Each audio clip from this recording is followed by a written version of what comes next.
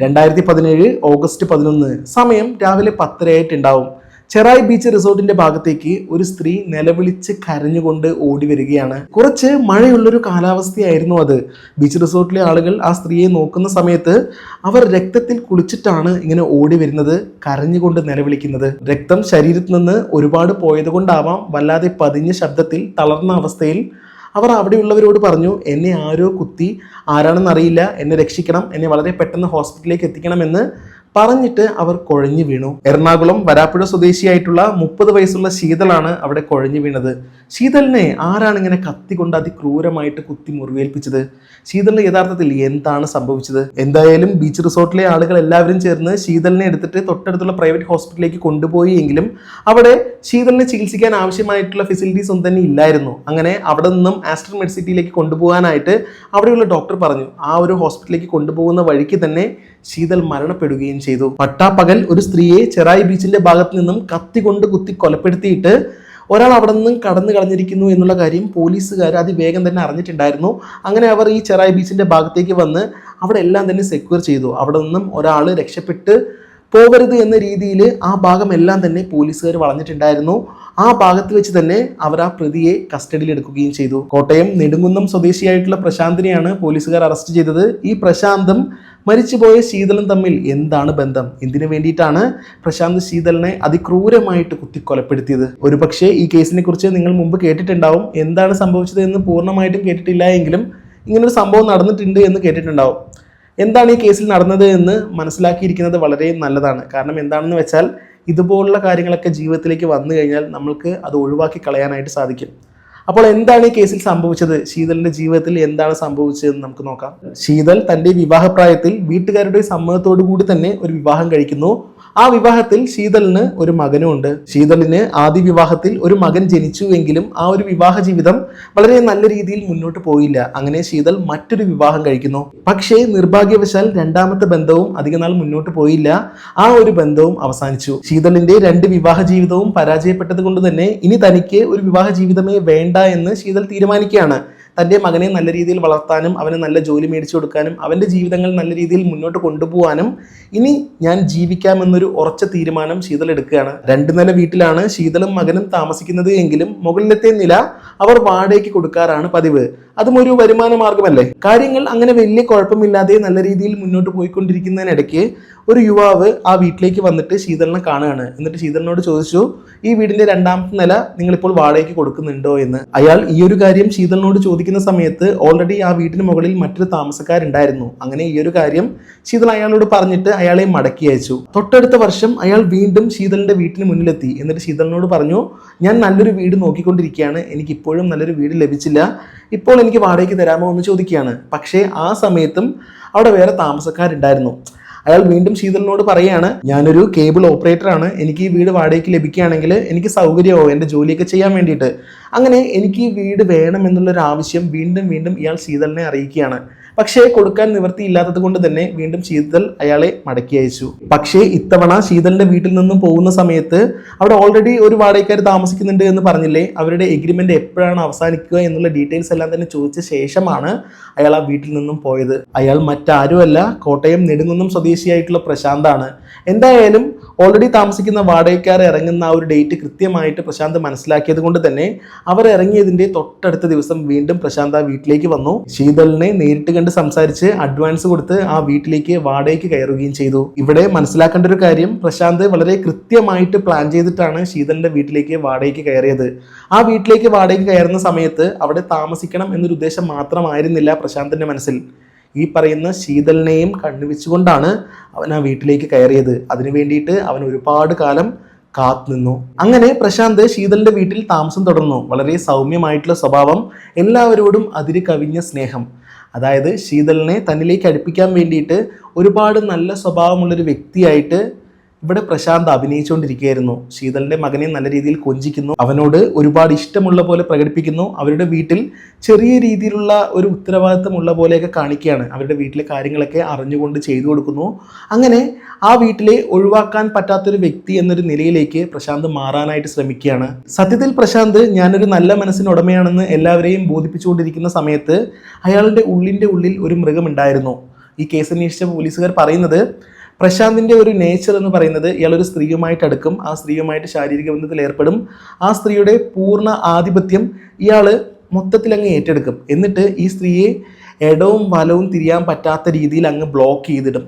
മറ്റാരുമായിട്ട് സംസാരിക്കരുത്, മറ്റാരുമായിട്ട് എങ്ങോട്ടും പോവരുത്, അങ്ങനെ രീതിയിലൊക്കെ ബ്ലോക്ക് ചെയ്തിട്ടിട്ട് ഒരു സൈക്കോപാത്ത് പോലെ ബിഹേവ് ചെയ്യുന്ന ഒരാളാണെന്നാണ് കേസ് അന്വേഷിക്കുന്ന ഉദ്യോഗസ്ഥർ പറയുന്നത്. ഈ കേസ് അന്വേഷിച്ച മുനമ്പം പോലീസ് പറയുന്നൊരു കാര്യം, ഇയാളുടെ ഈ ചട്ടക്കൂടിൽ നിന്നും ഒരു സ്ത്രീ വെളിയിലേക്ക് കിടക്കാനായിട്ട് ഇനി ശ്രമിച്ചു എന്ന് വിചാരിക്കുക. അങ്ങനെ ശ്രമിക്കുകയാണെങ്കിൽ ആ സ്ത്രീയെ കൊലപ്പെടുത്താൻ പോലും ഇയാൾ മടിക്കില്ല എന്നാണ്. ഓക്കെ, അപ്പോൾ സത്യം എന്തെന്നറിയാതെ, പ്രശാന്തിന്റെ യഥാർത്ഥ സ്വഭാവം എന്താണെന്ന് അറിയാതെ ശീതൾ പ്രശാന്തുമായിട്ട് അടുക്കുകയാണ്. അവരുടെ വീട്ടിലെ കാര്യങ്ങളെല്ലാം തന്നെ പ്രശാന്തിന് കൂടെ ഏൽപ്പിച്ചു കൊടുക്കുകയാണ്. ആ ഒരു കാര്യം ചെയ്തു തരാമോ, അല്ലെങ്കിൽ ഈ കാര്യങ്ങൾ ചെയ്തു തരാമോ, പച്ചക്കറി മേടിച്ചിട്ട് തരാമോ, ഇങ്ങനെ ഓരോരോ കാര്യങ്ങൾ പ്രശാന്തിനെ കൊണ്ട് പറയുകയാണ്. അതുകൂടാതെ പ്രശാന്തിന്റെ കൂടെ ബൈക്കിൽ പോയിട്ട് ഓരോരോ കാര്യങ്ങൾ ഇവർ ചെയ്തിട്ട് വരാനും തുടങ്ങി. ഇതേ സമയത്ത് തന്നെയാണ് പറവൂരിലൊരു PSC കോച്ചിങ് സെന്ററിലേക്ക് ശീതൾ പഠിക്കാനായിട്ട് പോകുന്നത്. ഇങ്ങനെ പഠിക്കാൻ പോകാൻ വേണ്ടിയിട്ട് ഈ കോച്ചിങ് സെന്ററിന്റെ അവിടെ ഡ്രോപ്പ് ചെയ്യുന്നതെല്ലാം തന്നെ പ്രശാന്താണ്. തുടർന്ന് ദിവസങ്ങൾ ഒരുപാട് മുന്നോട്ട് പോയി. ഈ ശീതളും പ്രശാന്തും തമ്മിൽ ഒരുപാട് അടുക്കുകയും ചെയ്തു, വളരെ ഗാഢമായിട്ട്, അതായത് ശാരീരിക ബന്ധത്തിൽ ഏർപ്പെടുകയും ചെയ്തു എന്നാണ് പറയുന്നത്. ഒരാൾ നല്ലവനായിട്ട് അഭിനയിക്കുകയാണെങ്കിൽ ആരുടെ മുന്നിലാണോ നല്ലവനായിട്ട് അഭിനയിച്ചുകൊണ്ടിരുന്നത് അവരുടെ മനസ്സിനുള്ളിലേക്ക് കയറി ചെല്ലുന്നത് വരെ മാത്രമേ അയാൾ അഭിനയിക്കുകയുള്ളൂ.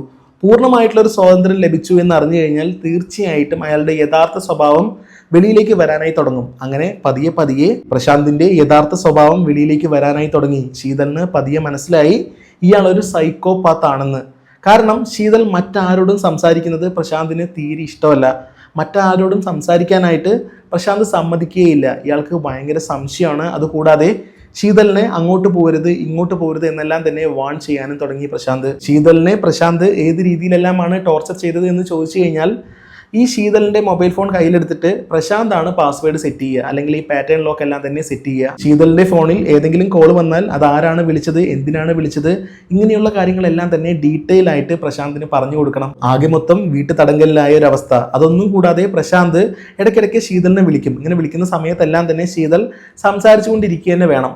ശീതളിന്റെ മകൻ പോലും ഇടയ്ക്ക് ചോദിക്കാനായി തുടങ്ങി, എന്താണ് ഈ അങ്കിൾ ഇടയ്ക്കിടയ്ക്ക് അമ്മയെ വിളിക്കുന്നത് എന്ന്. ആ ഒരു രീതിയിലേക്ക് വരെ കാര്യങ്ങൾ എത്തിയപ്പോൾ ശീതൾ വിചാരിച്ചു, ഈ പറയുന്ന പ്രശാന്തിനെ ഇനിയും അടുപ്പിച്ചു കഴിഞ്ഞാൽ എനിക്ക് അപകടമാണ്, അതുകൊണ്ട് ഈ ബന്ധം എനിക്ക് വേണ്ട എന്നൊരു ഉറച്ച തീരുമാനം ശീതൾ എടുക്കുകയാണ്. ഇവിടെ മറ്റൊരു കാര്യം കൂടിയുണ്ട്. ശീതൾ പ്രശാന്തിനോട് പറഞ്ഞിട്ടുണ്ടായിരുന്നു, ഈ രീതിയിൽ ശാരീരിക ബന്ധത്തിലെല്ലാം തന്നെ ഏർപ്പെട്ട് മുന്നോട്ട് പോവുകയാണെങ്കിൽ നമുക്ക് വിവാഹം കഴിച്ച് ജീവിച്ചൂടെ, എന്നെ വിവാഹം കഴിച്ചൂടെ എന്നുള്ള കാര്യമെല്ലാം തന്നെ പ്രശാന്തിനോട് ചോദിച്ചിട്ടുണ്ടായിരുന്നു.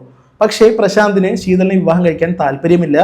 ഇങ്ങനെ ശാരീരിക ബന്ധത്തിൽ ഏർപ്പെട്ട് ശീതളിനെ മറ്റെവിടെയും തിരിയാനും ഒന്നിനും പറ്റാത്ത രീതിയിലാക്കിയിട്ട് മുന്നോട്ട് പോകണം. ഇതാണ് പ്രശാന്തിന്റെ ഒരു ആഗ്രഹം. ഇതൊക്കെ കൊണ്ടുകൂടി തന്നെയാണ് പ്രശാന്തുമായിട്ടുള്ള ബന്ധം ഇനി ഒരിക്കലും വേണ്ട എന്നുള്ള കാര്യം ശീതൾ തീരുമാനിക്കുന്നത്. തുടർന്ന് അങ്ങോട്ടുള്ള ദിവസങ്ങളിൽ ശീതൾ തന്നെ ഒഴിവാക്കുകയാണ് എന്ന് മനസ്സിലാക്കിയ പ്രശാന്ത് ശീതളിന്റെ വീട്ടിൽ നിന്നും പ്രശാന്തിന്റെ സാധനങ്ങൾ ഒന്നും തന്നെ എടുത്തു മാറ്റാതെ ആ വീട്ടിൽ നിന്നും മറ്റൊരു സ്ഥലത്തേക്ക്, മറ്റൊരു വാടക വീട്ടിലേക്ക് മാറുകയാണ്. പ്രശാന്ത് ഇങ്ങനെ വീട് മാറി എന്ന് വിചാരിച്ചിട്ട് ഒഴിഞ്ഞു പോയൊന്നുമില്ല.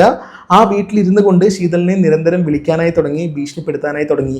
ഇങ്ങനെ വിളിക്കുന്ന സമയത്ത് ശീതൾ തുറന്നു പറഞ്ഞു, ഇനി നമ്മൾ തമ്മിലുള്ള ബന്ധം തുടർന്നു പോവില്ല എന്ന്. ഇത് കേട്ടതോടുകൂടി പ്രശാന്ത് അടുത്ത ചോദ്യമായി വന്നു, നിനക്ക് മറ്റാരെങ്കിലുമായിട്ട് ബന്ധമുണ്ടോ എന്ന്. പ്രശാന്ത് ഇങ്ങനെ ഒരു സംശയം പോലെ ശീതളിനോട് ചോദിക്കാൻ മാത്രമല്ലാട്ടോ ചെയ്ത് ഒരു വ്യക്തിയെ ചൂണ്ടിക്കാണിക്കുകയും ചെയ്തു. ഇയാളുമായിട്ടല്ലേ നിനക്ക് ബന്ധമുള്ളത് എന്നുള്ള കാര്യം ഇങ്ങനെ ചോദിക്കുകയാണ്. ഇത് വീണ്ടും വീണ്ടും തുടർന്ന് ചോദിച്ചുകൊണ്ടേയിരുന്നപ്പോൾ അവസാനം ശീതൾ മറുപടിയായിട്ട് പറഞ്ഞു, ഞാൻ ആരെങ്കിലുമായിട്ട് എന്തെങ്കിലും ബന്ധം ഉണ്ടായിക്കോട്ടെ, അത് നിങ്ങളെ ബാധിക്കുന്ന കാര്യമല്ല, നിങ്ങൾ ആവശ്യമില്ലാത്ത കാര്യങ്ങൾ അന്വേഷിക്കേണ്ട എന്ന് പറഞ്ഞിട്ട് പൂർണ്ണമായിട്ടും പ്രശാന്തിനെ അകറ്റി നിർത്തുകയാണ്. ഇതുകൂടെ കേട്ട് കഴിഞ്ഞപ്പോൾ അവസാനം പ്രശാന്ത് ഒരു കാര്യം തീരുമാനിച്ചു. എന്നിൽ നിന്നും അകന്നു പോകുന്ന നീ മറ്റാരുടെയും ആവണ്ട എന്ന് വിചാരിച്ചിട്ട് പ്രശാന്ത് ഒരു ഡേറ്റ് തീരുമാനിക്കുകയാണ്. എന്തിനാണെന്നറിയാമോ? ഈ ശീതളിനെ കൊലപ്പെടുത്താൻ വേണ്ടിയിട്ട്. 2017 ജൂൺ മാസം 20-ാം തീയതിയാണ് പ്രശാന്ത് ശീതളിനെ കൊലപ്പെടുത്താനായിട്ട് തീരുമാനിച്ച ആ ഡേറ്റ്. ആ ദിവസം ഒരു കത്തി മേടിച്ചിട്ട് ആ വീടിന്റെ താഴത്തെ നിലയിൽ താമസിക്കുന്ന ശീതളിനെ കഴുത്തറുത്ത് കൊലപ്പെടുത്തണം എന്നാണ് പ്രശാന്ത് വിചാരിച്ചിട്ടുണ്ടായിരുന്നത്. പക്ഷേ ചില കാരണങ്ങൾ കൊണ്ട് ആ ദിവസം പ്രശാന്തിന് ശീതളിനെ കൊലപ്പെടുത്താനായിട്ട് കഴിഞ്ഞില്ല. പക്ഷേ തൻ്റെ ആ ഒരു ഫ്രസ്ട്രേഷൻ കാരണം അയാൾ തൻ്റെ വാടക വീട്ടിലെ കലണ്ടറിൽ ആ ഡേറ്റിൽ കത്തി കൊണ്ട് കുത്തി നിർത്തിയിട്ടുണ്ടായിരുന്നു. കേസന്വേഷണത്തിന്റെ ഭാഗമായിട്ട് മുനമ്പം പോലീസ് അയാളുടെ വീട്ടിലേക്ക് എത്തിയപ്പോൾ ഈ കലണ്ടറിൽ ഇതുപോലെ കത്തി കൊണ്ട് കുത്തിവെച്ചിരിക്കുന്നത് പോലീസുകാർ കണ്ടു. ഇതെന്താണ് ഇങ്ങനെ ചെയ്തിരിക്കുന്നത് എന്ന് അയാളോട് ചോദിച്ചപ്പോൾ അയാൾ പോലീസുകാരോട് തുറന്നു പറഞ്ഞ കാര്യങ്ങളാണിത്. പ്രശാന്തിന്റെ പാസ്റ്റ് ജീവിതവുമായി ബന്ധപ്പെട്ട് അയാളുടെ ജീവിതത്തിൽ എന്തെല്ലാമാണ് സംഭവിച്ചിരിക്കുന്നതെന്ന് അന്വേഷണ ഉദ്യോഗസ്ഥർ അന്വേഷിച്ചപ്പോൾ അവർക്ക് മനസ്സിലാക്കാനായിട്ട് കഴിഞ്ഞത് ഒരുപാട് ഞെട്ടിക്കുന്ന കാര്യങ്ങളാണ്. ഇതുപോലെ ഒരുപാട് സ്ത്രീകളുമായിട്ട് പ്രശാന്തിന് ബന്ധമുണ്ടായിരുന്നു. അവരെയെല്ലാം തന്നെ ഈ രീതിയിൽ ഒരു ചട്ടക്കൂടിനുള്ളിലേക്ക് കൊണ്ടുവന്നപ്പോൾ അവരെല്ലാവരും അതിൽ നിന്നും രക്ഷപ്പെടാനായിട്ട് ശ്രമിക്കുകയും അവരെയെല്ലാം കൊലപ്പെടുത്താനായിട്ട് പ്രശാന്ത് പ്ലാൻ ചെയ്യുകയും ചെയ്തിട്ടുണ്ടായിരുന്നു. എന്തോ അവരുടെ ഭാഗ്യം കൊണ്ടാണ് അവർ കൊല്ലപ്പെടാതിരുന്നത്. ഓക്കെ, അപ്പോൾ ശീതളിനെ കൊലപ്പെടുത്താനുള്ള പ്രശാന്തിന്റെ ആദ്യത്തെ ശ്രമം നടക്കാതെ പോയത് കൊണ്ട് തന്നെ അടുത്തതായിട്ട് പ്രശാന്ത് ചെയ്തത് ശീതളിനെ ഫോണിൽ വിളിച്ചു. എന്നിട്ട് വളരെ സൗമ്യത്തോടു കൂടി സംസാരിച്ചു. എന്തായാലും നീ എന്നിൽ നിന്ന് അകന്നു പോവുകയല്ലേ, നമ്മൾ പിരിയല്ലേ, അപ്പോൾ നമുക്ക് നല്ല രീതിയിൽ പിരിയാം. എനിക്ക് ഒരുപാട് കാര്യങ്ങൾ നിന്നോട് സംസാരിക്കാനുണ്ട്, നിനക്ക് ഒരുപാട് കാര്യങ്ങൾ തരാനുണ്ട്, അപ്പോൾ അതെല്ലാം തന്നെ തന്നിട്ട് നമുക്ക് പിരിഞ്ഞ് പോവാം വളരെ സമാധാനത്തോടു കൂടി. അങ്ങനെ പറഞ്ഞ് ഓഗസ്റ്റ് 11 ചെറായി ബീച്ചിൻ്റെ അവിടെ വെച്ച് നമുക്ക് അവസാനമായിട്ട് ഒന്നുകൂടെ നേരിൽ കാണാം എന്ന് കൂടെ പറഞ്ഞിട്ടാണ് ആ ഫോൺ കോൾ കട്ട് ചെയ്യുന്നത്. ശീതൾ നോക്കുന്ന സമയത്ത് എന്തായാലും ഒരു കാലത്ത് ഇഷ്ടപ്പെട്ടതല്ലേ, അവസാനമായിട്ട് കണ്ടിട്ട് പിരിഞ്ഞു പോവുകയാണെങ്കിൽ ശല്യം പോട്ടെ എന്ന് വിചാരിച്ചിട്ടാണ് ശീതൾ ഈ പറയുന്ന ചെറായി ബീച്ചിലേക്ക് എത്താമെന്ന് സമ്മതിക്കുന്നത്. ഓഗസ്റ്റ് 11 രാവിലെ 10:30 ശീതൾ ചെറായി ബീച്ചിന്റെ ഭാഗത്തേക്ക് എത്തുന്നത്. ആ ചെറായി ബീച്ചിൽ ശീതളിനെയും കാത്തിട്ട് പ്രശാന്ത് ഉണ്ടായിരുന്നു. ശീതളിനെ കണ്ടപാടെ പ്രശാന്ത് ശീതളിനെയും കൂട്ടിയിട്ട് ആ ബീച്ചിന്റെ ഒഴിഞ്ഞൊരു ഭാഗത്തേക്ക് പോവുകയാണ്. അതായത് ആ കൽപ്പടവുകളെല്ലാം തന്നെ കഴിഞ്ഞ് മറ്റാരും ഇല്ലാത്ത ഒഴിഞ്ഞൊരു ഭാഗത്തേക്ക്. അവർ നിൽക്കുന്നതിന് പരിസരത്തൊന്നും മറ്റാരുമില്ല എന്ന് ഉറപ്പാക്കിയ ശേഷം പ്രശാന്ത് ശീതളിന്റെ മുന്നിൽ ഒരുപാട് പൊട്ടിക്കരഞ്ഞു.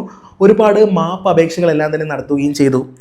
എന്തൊക്കെ കരഞ്ഞു പറഞ്ഞിട്ടും ശീതൾ പറയുന്നത് ഇനി ഇതിൻ്റെ ഒന്നും ആവശ്യമില്ല, എന്തായാലും നമ്മൾ പിരിയാൻ പോവുകയല്ലേ, അപ്പോൾ നീ ഇനി ഇങ്ങനെയൊന്നും കരഞ്ഞിട്ടൊന്നും യാതൊരു കാര്യമില്ല, യാതൊരു പ്രയോജനവും ഇല്ല എന്ന് ശീതൾ ഉറപ്പിച്ച് പറയാണ്. എത്രയൊക്കെ കരഞ്ഞു പറഞ്ഞിട്ടും കാല് പിടിച്ചിട്ടും ശീതൾ അടുക്കുന്നില്ല, ഇനിയും തന്നിലേക്ക് വരുന്നില്ല എന്ന് തന്നെയാണ് പറയുന്നത് എന്നറിഞ്ഞപ്പോൾ അവസാനമായിട്ട് പ്രശാന്ത് പറഞ്ഞു, ഓക്കെ എങ്കിൽ നീ എൻ്റെ ജീവിതത്തിൽ നിന്നും പോയിക്കോ, കുഴപ്പമൊന്നുമില്ല, അവസാനമായിട്ട് എനിക്ക് നിനക്കൊരു കാര്യം തരാനുണ്ട്, നീ എന്തായാലും കണ്ണടച്ചൊന്ന് നിൽക്കുക എന്ന് പറയുകയാണ്. ഓക്കെ, എന്തോ ആയിക്കോട്ടെ, ശല്യം പോകുമല്ലോ എന്ന് വിചാരിച്ചിട്ട് ശീതൾ കുറച്ച് സമയത്തേക്ക് കണ്ണടച്ച് നിന്നു. ശീതൾ കണ്ണടച്ചു എന്ന് ഉറപ്പാക്കിയപ്പോൾ പ്രശാന്ത് തൻ്റെ കൈവശത്ത് ഒളിപ്പിച്ച് വെച്ചിട്ടുണ്ടായിരുന്ന ആ കത്തിയെടുത്ത് ശീതളിന്റെ കഴുത്തിലേക്ക് തന്നെ ആഞ്ഞു കുത്തുകയാണ്. ആ ഒരു കുത്തിൽ നിന്നില്ല, വീണ്ടും വയറിന്റെ ഭാഗത്തേക്കും അതുപോലെ തന്നെ മുതുകിന്റെ ഭാഗത്തേക്കും പലതവണ കുത്തി. ആകെ മൊത്തം 7 കുത്തുകളാണ് ശീതളിന്റെ ശരീരത്തിൽ ഉണ്ടായിരുന്നത്. പക്ഷെ ഇത്രയൊക്കെ കുത്തിയെങ്കിലും ശീതൾ അവിടെ തളർന്നു വീണിട്ടുണ്ടായിരുന്നില്ല. ആ ഒരു വെപ്രാളത്തിൽ ശീതൾ അവിടെ നിന്ന് ഓടി രക്ഷപ്പെടാനായിട്ട് ശ്രമിച്ചു. അങ്ങനെയാണ് ചെറായി ബീച്ച് റിസോർട്ടിന്റെ ഭാഗത്തേക്ക് ശീതൾ ഓടിപ്പോകുന്നത്. ആ ഒരു രക്തത്തിൽ കുളിച്ചിട്ട് സഹായം ചോദിക്കാനായിട്ട് റിസോർട്ടിന്റെ ഉള്ളിലേക്ക് ഓടിയെത്താനായിട്ട് ശീതളിന് കഴിഞ്ഞിട്ടുണ്ടായിരുന്നില്ല. ആ ഒരു റിസോർട്ടിനുള്ളിലേക്ക് പോകുന്ന വഴിയെ തന്നെ അവർ കുഴഞ്ഞു വീണു. അങ്ങനെ ആ റിസോർട്ടിലെ ജീവനക്കാരാണ് ശീതളിന് അരികിലേക്ക് വന്നത്. ഇങ്ങനെ വന്നപ്പോൾ ശീതൾ അവരോട് പറഞ്ഞ കാര്യം, എന്നെ ആരോ കുത്തി, ആരാണ് കുത്തിയത് എന്നറിയില്ല, എന്നെ രക്ഷപ്പെടുത്തണം എന്ന് പറഞ്ഞിട്ട് അവർ കരയായിരുന്നു. പെട്ടെന്ന് തന്നെ ബോധരഹിതയായിട്ട് വീഴുകയും ചെയ്തു. പിന്നെ ഞാൻ മുമ്പ് പറഞ്ഞ പോലെ അവിടെയുള്ള എല്ലാവരും ചേർന്ന് ശീതളിനെ പറവൂരിലുള്ള ഒരു പ്രൈവറ്റ് ഹോസ്പിറ്റലിലേക്ക് കൊണ്ടുപോയി. ആ ഹോസ്പിറ്റലിൽ ചെന്നിട്ട് ശീതൾ അവിടെയുള്ള ഡോക്ടറിനോട് അവസാനമായിട്ട് മരണമൊഴി എന്നോണം കുറച്ച് കാര്യങ്ങൾ പറഞ്ഞിട്ടുണ്ടായിരുന്നു. അർദ്ധബോധാവസ്ഥയിൽ ശീതൾ ഡോക്ടറിനോട് തുറന്നു പറഞ്ഞ കാര്യം, എന്നെ ആക്രമിച്ചത്, എന്നെ കത്തികൊണ്ട് കുത്തിയത് നെടുങ്കുന്നം സ്വദേശിയായിട്ടുള്ള പ്രശാന്താണ്. ഞാനും പ്രശാന്തും തമ്മിൽ അടുപ്പമുണ്ടായിരുന്നു കുറച്ച് നാളുകളായിട്ട്. പക്ഷേ ഇപ്പോൾ ഞാൻ ആ അടുപ്പത്തിൽ നിന്നും വേണ്ട എന്ന് പറഞ്ഞ് വന്നു. അപ്പോൾ അതിൻ്റെ ദേഷ്യത്തിലാണ് അവൻ എന്നെ കുത്തിയത് എന്നുള്ള കാര്യം ആ ഡോക്ടറിനോട് അബോധാവസ്ഥയിൽ പോലും അർദ്ധാബോധാവസ്ഥയിൽ പോലും ശീതൾ പറഞ്ഞിട്ടുണ്ടായിരുന്നു. അത് മരണമൊഴിയായിട്ടാണ് ഈ ഒരു കേസിൽ കണക്കാക്കിയിരുന്നത്. അങ്ങനെ ആ അവസ്ഥയിൽ ശീതളിനെ പരിശോധിച്ച ഡോക്ടർക്ക് ഒരു കാര്യം മനസ്സിലായി, വളരെ ആഴത്തിലുള്ള മുറിവുകളാണ് ശീതളിന്റെ ശരീരത്തുള്ളത്. അതുകൊണ്ട് തന്നെ ആസ്റ്റർ മെഡിസിറ്റിയിലേക്ക് ഉടൻ തന്നെ കൊണ്ടുപോകാനായിട്ട് അവിടെ കൊണ്ടുവന്നവരോട് പറഞ്ഞു. ആസ്റ്റർ മെഡിസിറ്റിയിലേക്ക് പോകുന്ന വഴിക്ക് ശീതൾ മരണപ്പെടുകയും ചെയ്തു. ഏതൊരു കേസിലും ഐ വിറ്റ്നസ് ഉണ്ടെങ്കിൽ, ഈ ഒരു കൃത്യം നടക്കുന്നത് ആരെങ്കിലും കണ്ടിട്ടുണ്ട് എങ്കിൽ തീർച്ചയായിട്ടും ആ കേസ് വളരെയധികം സ്ട്രോങ് ആയിരിക്കും. ഈ കുറ്റവാളിക്ക് ശിക്ഷ മേടിച്ചു കൊടുക്കാനായിട്ട് അത് ഒരുപാട് ഉപകാരപ്പെടും. എന്നാൽ ഈ കേസുമായി ബന്ധപ്പെട്ട് ഈ ഒരു കൃത്യം നടത്തുന്നത് മറ്റാരും കണ്ടിട്ടില്ല, മറ്റാരും ഇല്ലാത്തൊരു ഭാഗത്തേക്കാണ് പ്രശാന്ത് ശീതളിനെ വിളിച്ചുകൊണ്ട് പോയത് എന്ന് പറഞ്ഞില്ലേ. പക്ഷേ ഇങ്ങനൊരു ഐ വിറ്റ്നസിന് കിട്ടിയില്ല എങ്കിലും 90 ദിവസത്തിനുള്ളിൽ ഈ കേസ് അന്വേഷിച്ച അന്വേഷണ ഉദ്യോഗസ്ഥര് കുറ്റപത്രം തയ്യാറാക്കിയിട്ട് കോടതിയിൽ സമർപ്പിച്ചു. സാഹചര്യ തെളിവുകളും പിന്നെ പോലീസുകാർ പ്രശാന്തിനെ പിടിച്ച അപ്പോഴുള്ള ആ ഒരു അവസ്ഥയും എല്ലാം തന്നെ ഉൾപ്പെടുത്തിക്കൊണ്ടായിരുന്നു കുറ്റപത്രം സമർപ്പിച്ചിട്ടുണ്ടായിരുന്നത്. അതുകൊണ്ട് കോടതിക്ക് ഇത് കൺവിൻസ് ആവാനായിട്ട് അധികം ബുദ്ധിമുട്ടൊന്നും ഉണ്ടായിരുന്നില്ല. പ്രശാന്ത് ഈ ഒരു കൃത്യം നടത്തുന്ന സമയത്ത് ചെറിയ രീതിയിൽ മഴയുള്ളൊരു കാലാവസ്ഥയായിരുന്നു. ഈ കൃത്യം നടത്തി കഴിഞ്ഞതും പ്രശാന്ത് നേരെ ഓടിക്കേറിയത് ഒരു വീട്ടിലേക്കാണ്. നല്ല രീതിയിൽ മഴ അപ്പോൾ പെയ്യുന്നുണ്ടായിരുന്നു. അപ്പോൾ വീട്ടുകാരോട് പറഞ്ഞു, മഴയുള്ളത് കൊണ്ട് ഞാൻ കുറച്ച് സമയം മഴ പോകുന്നത് വരെ ഈ വീട്ടിന്റെ ഒരു സൈഡിൽ നിന്നോട്ടെ എന്ന് ചോദിക്കുകയാണ്. അപ്പോൾ വീട്ടുകാർ നിന്നു എന്ന് പറയുകയും ചെയ്തു. മഴ പൂർണ്ണമായും പോയ ശേഷം പ്രശാന്ത് ആ ഒരു ചെറായി ബീച്ചിന്റെ ആ ഒരു ഭാഗത്തേക്ക് വന്നിട്ട് അവിടെ നിന്ന് പോകാനായിട്ട് തുടങ്ങുമ്പോൾ പോലീസുകാർ ആ ഭാഗം മൊത്തം വളഞ്ഞിട്ടുണ്ടായിരുന്നു. വരുന്ന എല്ലാവരെയും പോലീസുകാർ ചോദ്യം ചെയ്യുന്നതിന്റെ കൂട്ടത്തിൽ പ്രശാന്തിനെയും ചോദ്യം ചെയ്തു. അങ്ങനെ ചോദ്യം ചെയ്തപ്പോൾ പ്രശാന്തിനെ ആദ്യം തന്നെ പിഴച്ചു. പ്രശാന്ത് ആദ്യം തന്നെ പരിഭ്രമിക്കുന്നതും പേടിക്കുന്നതും ചോദിക്കുമ്പോൾ അത് ബന്ധമില്ലാത്ത ഉത്തരങ്ങൾ നൽകുന്നതും എല്ലാം തന്നെ പോലീസുകാർക്ക് സംശയം തോന്നി. അങ്ങനെ ആകമൊത്തം ദൃക്സാക്ഷികൾ ഇല്ലാത്തൊരു കേസായിട്ട് കൂടെ 2023 ജൂൺ 21 വടക്കൻ പറവൂർ കോടതി സാഹചര്യ തെളിവുകളുടെ അടിസ്ഥാനത്തിൽ പ്രതിക്ക് ജീവപര്യന്തം ശിക്ഷ വിധിച്ചു. ഈ ശിക്ഷ വിധിക്കുന്ന സമയത്ത് കോടതി എടുത്തു പറഞ്ഞൊരു കാര്യമുണ്ട്, ഈ പ്രതിയുടെ സ്വഭാവ സവിശേഷത. അതായത് ഇയാളൊരു സൈക്കോപാത്ത് ആണെന്ന് കോടതി എടുത്ത് പറയുന്നുണ്ട്.